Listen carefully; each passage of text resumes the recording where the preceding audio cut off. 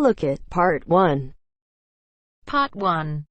You are going to hear a conversation about purchasing a cellular phone. First, you have some time to look at questions 1 to 6.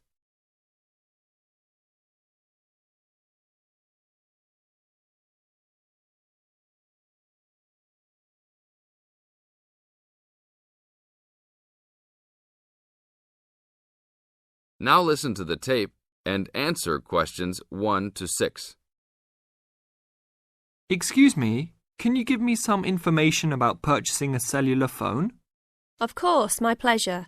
We carry all sorts of phones, from the most basic phones to very sophisticated web-enabled phones. I will do my best to help you find a phone that suits your needs. Thanks. I'm looking for 2 cellular phones, one for me and one for my son. I think I won't need anything too sophisticated, just your basic phone functions. But maybe my son will like something with more functions. Sure, well, let's take a look. So you have no preferences at all? What about the size or colour? How about the brand? Well, I don't really care what brand the cell phone is, but I guess I don't want anything that's too big or too small. I want a phone that can fit nicely in my hand and in my pocket. If it's too big, it might be too heavy, and if it's too small, I might lose it. Colour, I don't really care about either. Well, I don't want a pink phone. Ah, OK. So let's look for something suitable for a working person. How about this one? This one is the R55. It is black, not too big, not too small, all the usual functions. The best feature of the R55 is that it can be used worldwide, even in Europe or Asia. It looks good. How much does it cost? It is only $100. If you sign up for a calling plan, then we will give you a $50 discount on the phone. How old is this model, though? I don't want anything that's too old. This model was introduced into the market about 3 years ago, so it is a bit older, but be assured it will still work fine. Well, I think I still want something not as old. How about from last year? Any good phones from around that time? Yes, there are some. How about this one? It's the new model of the phone you just looked at, called the W55. Most of the features are the same. There are some new features on the W55 though. The battery will last up to 2 days longer, and the overall weight of the phone is lighter. How much is this one? This is selling for $150. If you purchase it along with a phone plan, then it will be only $100. Okay, I think I'll take this one. Now, I need to pick up a phone for my son. I think he'll want something more trendy, so how about a new model for him? Nothing too extravagant or expensive, though. This right here is the newest offering from the leading company in the cellular phone business. The phone is called the Rocket. It is well suited for teenage users. Among the teen-friendly features are 10 songs to choose from, a free messaging system that allows friends to send text to each other, and voice recognition dialing. The thing most younger users like about the Rocket is that it has a screen that changes colours. All this for only $100 with a purchase of a 1-year phone plan. Sounds like something my son will like. Can I sign us both up at once? Yes, of course. Both of you can share one plan. You will pay only $50 a month for both of you to share a plan. That's it? Only $50 a month? Yes, that's all. Now look at questions 7 to 10.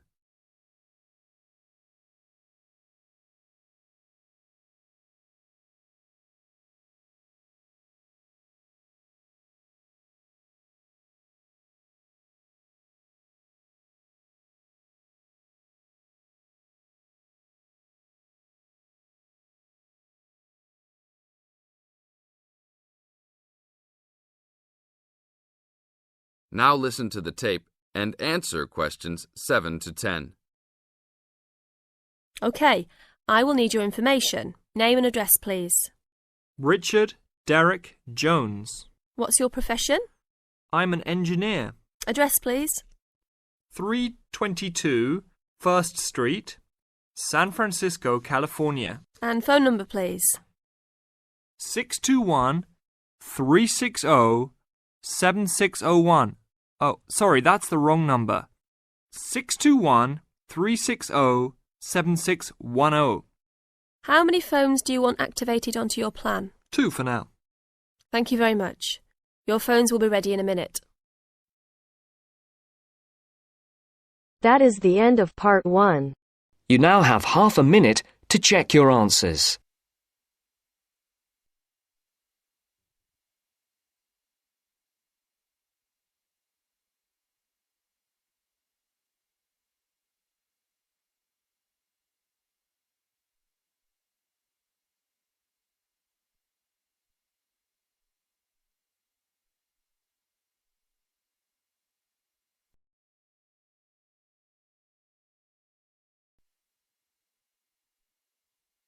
Now turns to part 2.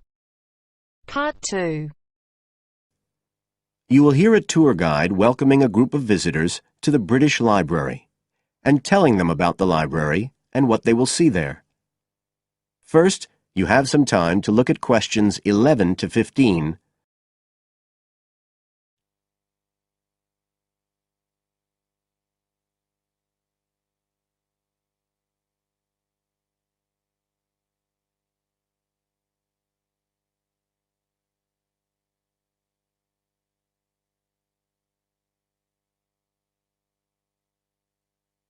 Now listen carefully and answer questions 11 to 15.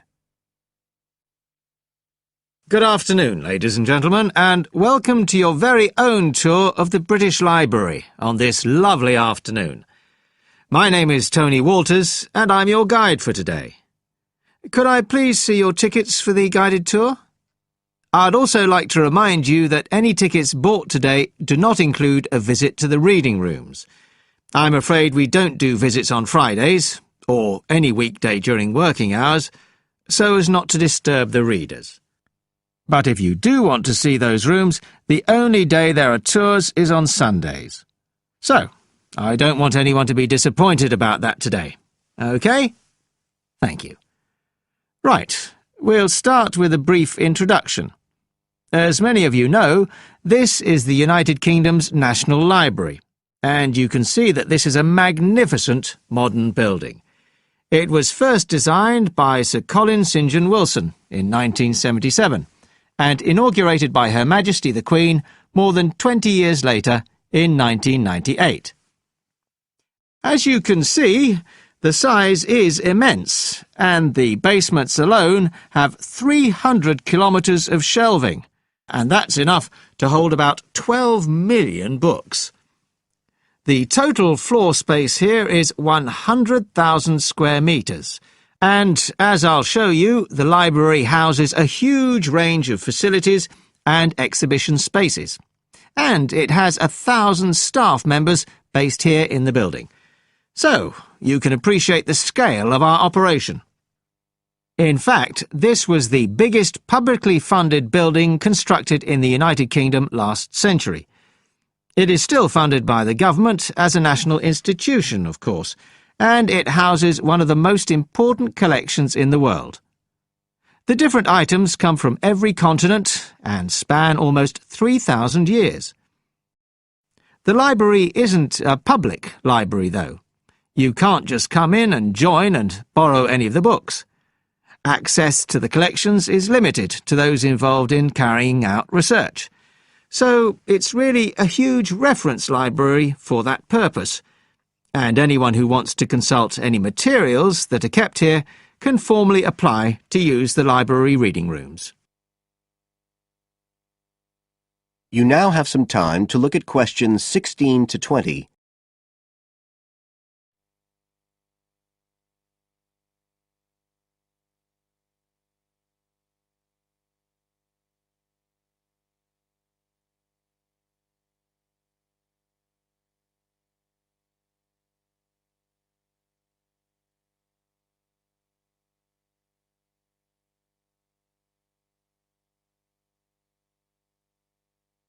Now listen and answer questions 16 to 20. Right, well, here we are, standing at the meeting point on the lower ground floor, just to the right of the main entrance. I've given you all a plan of the building so that we can orientate ourselves and get an idea of where we'll be going. Now, outside the main entrance, you'll see the wide piazza with the stunning sculpture of Newton. The sculptor was Paolozzi, but it's based on the famous image by William Blake, and it's definitely worth a closer look. On the other side of the piazza from the statue is the conference centre, which is used for all kinds of international conventions. We'll take a quick look inside at the end of our tour. Looking ahead of us now, you'll see that we're standing opposite the staircase down to the basement, where you'll find the cloakroom, and to the left of that, we have the information desk, where you can find out about any current exhibitions, the times of the tours, and anything you need to know, if you don't have a tour guide. As you can see, on this lower ground floor, we also have a bookshop. That's the area over to the left of the main entrance. You'll be free to browse there when we get back to the ground floor. Now, opposite the main entrance on this floor, we have the open stairs leading up to the upper ground floor. And at the top of them, in the middle of the upper ground floor, you can see a kind of glass-sided tower that rises all the way up through the ceiling and up to the first floor. This is called the King's Library. It's really the heart of the building.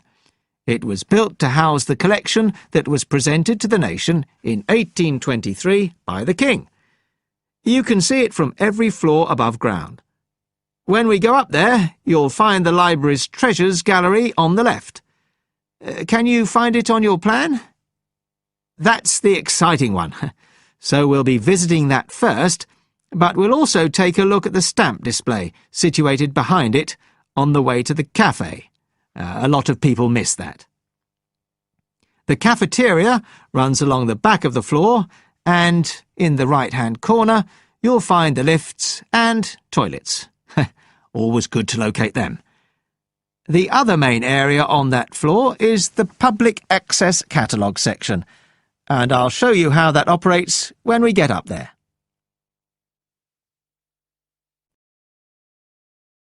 That is the end of part 2.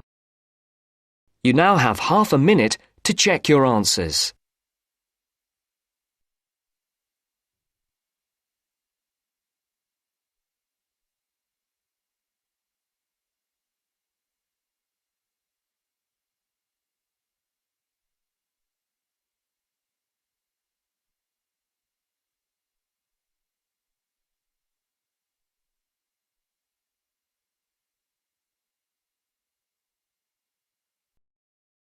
Now turns to part 3.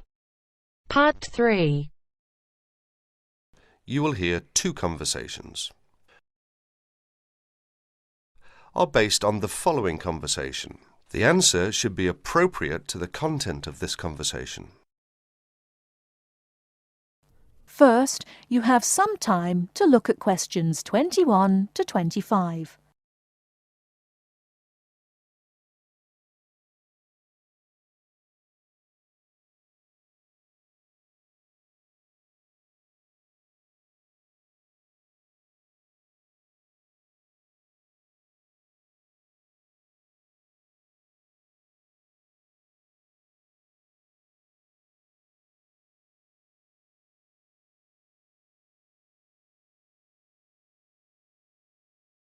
Now, listen carefully and answer questions 21 to 25. Oh, hi Dave. Long time no see. Hi, Maria. I just settled down. I thought I'd drop by. Come on in, take a seat. Would you like anything to drink? I have Sprite and orange juice. Sprite would be fine. Oh, so, how have you been? Oh, not bad. And you? Oh, I'm doing okay, but school has been really busy these days, and I haven't had time to relax. By the way, what's your major? Hotel management. Well, what do you want to do once you graduate? I haven't decided for sure, but I think I'd like to work for a hotel or travel agency in this area. How about you? Well, when I first started college, I wanted to major in French, but I realised I might have a hard time finding a job using the language, so I changed my major to computer science. With the right skills, landing a job in the computer industry shouldn't be too difficult. So, do you have a part-time job to support yourself through school? Well, fortunately for me, I received a 4-year academic scholarship that pays for all of my tuition and books. Wow, that's great. Yeah, how about you? Are you working your way through school? Yeah, I work 3 times a week at a restaurant near campus. Oh, what do you do there? I'm a cook. How do you like your job? It's okay. The other workers are friendly and the pay isn't bad. Before you hear the rest of the talk, you have some time to look at questions 26 to 30.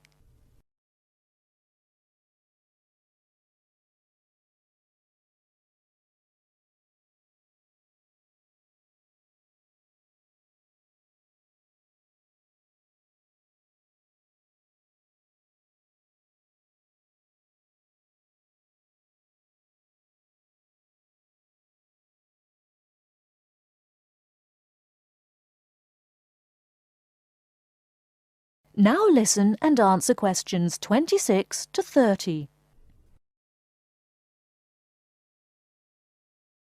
Several days later, Dave and Maria met on campus. So what do you want to do tomorrow? Well, let's look at this city guide here.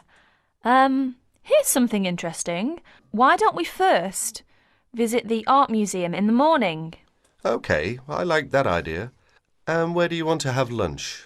How about going to an Indian restaurant? The guide recommends one downtown, a few blocks from the museum. Now that sounds great. After that, what do you think about visiting the zoo? Well, it says here that there are some very unique animals not found anywhere else. Well, to tell the truth, I'm not really interested in going there. Yeah, why don't we go shopping instead? There are supposed to be some really nice places to pick up souvenirs. No, I don't think that's a good idea. We only have a few traveller's checks left, and I only have $50 left in cash. No problem. We can use your credit card to pay for my clothes. Oh no, I remember the last time you used my credit card for your purchases. Oh well, let's take the subway down to the seashore and walk along the beach. Now that sounds like a wonderful plan. That is the end of part 3. You now have half a minute to check your answers.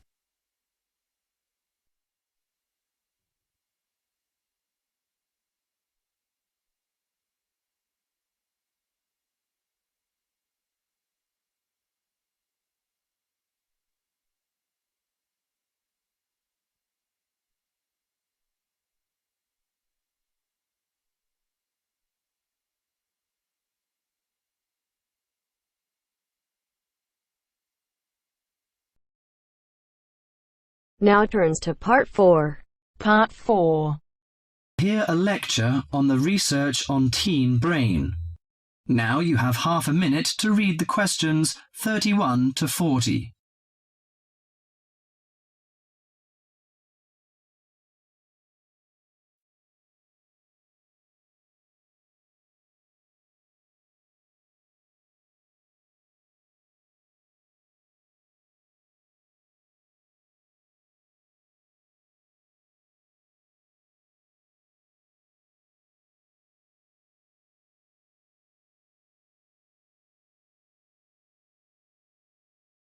Now listen to the lecture and answer questions 31 to 40. Today our guest is Joseph Parks, Medical Director for the Botany Department of Mental Health. He's going to give a lecture about the research on teenage brain. Good morning, everyone. Today I'm going to introduce the new research about adolescent mind, the teenage brain. How much do you know about that? Do you believe in brain scanning? Do you think we can judge whether a teen is normal or mentally ill? Or it's just another immature test? The new research shows a teen brain is in the middle of disordered changes.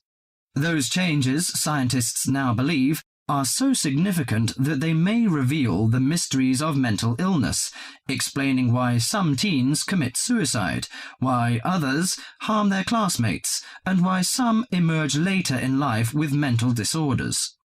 The research looks forward to a day when teens could be tested for suicidal depression as easily as they are for heart disease.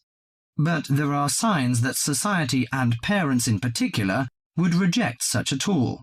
Many parents question the validity of a mental health diagnosis. They fear that their children will be falsely tagged with a mark that he or she is abnormal. At the center of the debate is the teen brain, its confusing architecture, and the difficult question of what's typical in a teen and what's not. Under the old thinking, the adolescent brain was fully formed, needing only to be filled with facts, figures, and experiences to become an adult mind. At the same time, many people rejected the idea that young people were even capable of developing mental illnesses. However, the new research shows a teenage brain is an organ in transition. It has an unstable and vulnerable composition. The evolving teenage brain clearly isn't adult-like until the early 20s. If teens act young and stupid, it may be because brain areas that govern rational thought are not mature yet. All that is fine when the brain develops normally. But if the teen brain fails to successfully reinvent itself as an adult brain, mental illness may happen. Researchers increasingly believe if that process stops for some reason, teens are likely to develop mental illness. Early warning signs might be disregarded, as adults may think them the typical teen behaviors. Perhaps the chief hope of the new research is that it could make a difference for teenagers suffering from mental disorder and major depression. These can lead to suicide, which for years has been the leading cause of death for teens. Until recently, scientists couldn't peer into living brains to look for changes associated with normal development or mental diseases. That is beginning to change as researchers develop ever more sensitive brain scanners. However, the composite pictures are somewhat misleading. A snapshot of an individual brain may fall somewhere between normal and mentally ill. For now, psychiatrists and psychologists must still rely on interviews and observations of children's behavior to diagnose mental illness. That is the end of part 4. You now have half a minute to check your answers.